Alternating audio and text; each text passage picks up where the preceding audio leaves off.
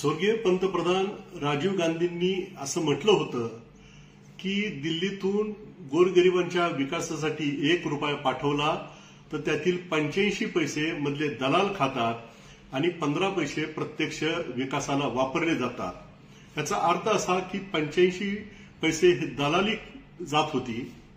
ही दलाली रोखण्याचा प्रयत्न देशाचे पंतप्रधान नरेंद्र मोदीजींनी केलेला आहे। जनधन योजनेच्या माध्यमातून 50 कोटी बँक खाती झिरो बॅलन्सवर उघडण्यात आली। 10 कोटी लोकांना उज्ज्वला गॅस मोफत देण्यात आला। 10 कोटी लोकांना मोफत शौचालय देण्यात आलं। 75 लाख बेघरांना घरं मोफत बांधून देण्यात आली। आयुष्यमान भारत योजनेच्या माध्यमातून 5 लाखापर्यंतचं औषधोपचार शस्त्रक्रिया मोफत करण्यात आल्या आणि 80 कोटी लोकांना मोफत रेशनवर धान्य देण्यात आलं।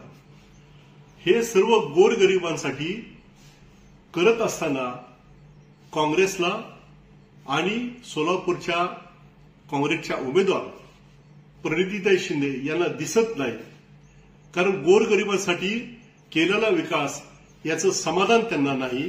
त्यांची दलाली बंद झाली म्हणून त्यांना राग आहे आणि म्हणून काँग्रेसवाले राहुल गांधी आणि सोलापूरच्या काँग्रेसच्या उमेदवार प्रणितीताई शिंदे नरेंद्र मोदीजींना अवदसा असं म्हणतात। त्यांची ही टिप्पणी निषेधार्ह आहे।